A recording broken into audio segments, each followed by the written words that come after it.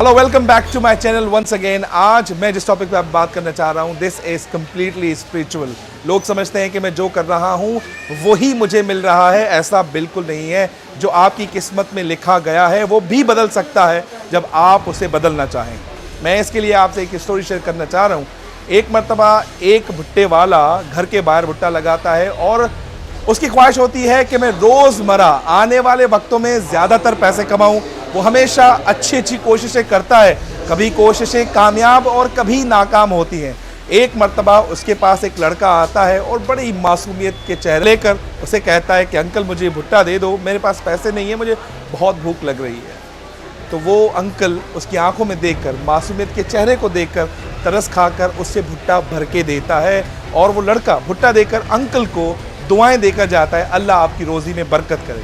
वाकई ऐसा ही होता है। उस लड़के के आने के बाद उसकी रोज़ी में आहिस्ता आहिस्ता बरकत हो जाती है। एक मर्तबा एक काले रंग की गाड़ी आकर कहती है, जनाब मुझे 20 बंदों का भुट्टा दीजिए क्योंकि मेरे घर वाले और मेरे पड़ोसियों को मैं बांटूंगा। तो भुट्टे वाला बड़ा खुश होता है। इस छोटे लड़के की इतनी बड़ी करामत कि उसकी बात सच हो गई और रोज़मर्रा की ज़िंदगी में मुझे ज़्यादा मुनाफा होने लगा। एक मर्तबा लंबी सी लाइन लगी हुई है, भुट्टा चल रहा है और वही गाड़ी वाला बंदा कह रहा है, आज मुझे 40 भुट्टे दीजिए क्योंकि मेरा दिल कर रहा है मैं, मेरे रिश्तेदार और मेरे पड़ोसी सारा तुम्हारा भुट्टा खाएं। और उसी ही समय वो लड़का आता है, उस अंकल की आंखों में मासूमियत भरे अंदाज में कहता है, अंकल आज मुझे दोबारा भुट्टे दे दो ताकि मेरा पेट भर जाए, मैं बहुत भूखा हूँ।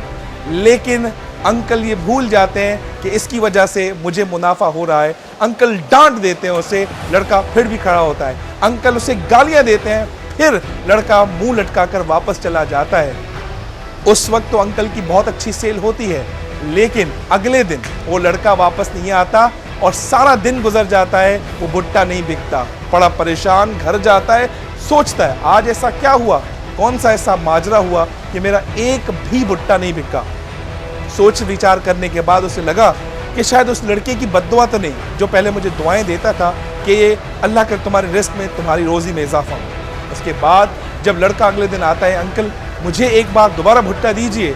जब वो भुट्टा उसे देते हैं, वो बंदा गाड़ी वाला वापस आता है, तो कहता है आज मुझे 60 पैकेट भुट्टे के दीजिए और मैं आज सबको बांटना चाहता हूँ। तो अंकल उसे सवाल करता है, ऐसा क्या था कि आप पूरे हफ्ते से नहीं आ रहे थे, इतने दिन से आप कहाँ थे कि मेरा भुट्टा नहीं ले रहे थे? उसने कहा मैं इसलिए नहीं आ रहा था क्योंकि मैं जब इस रास्ते से जाता था, मेरे करीब में एक पेट्रोल पंप था, वहाँ से ऑयल भरवाता था, लेकिन उसके ऑयल से मेरी गाड़ी में कचरा हो गया। उससे नाराज़ होकर मैंने पेट्रोल लेना बंद कर दिया। फिर एक दिन ऐसा हुआ कि उसके मालिक की कॉल आई, मुझे कहा गया कि आज के बाद ऐसी शिकायत नहीं होगी, हम आपको साफ़ सुथरा पेट्रोल देंगे।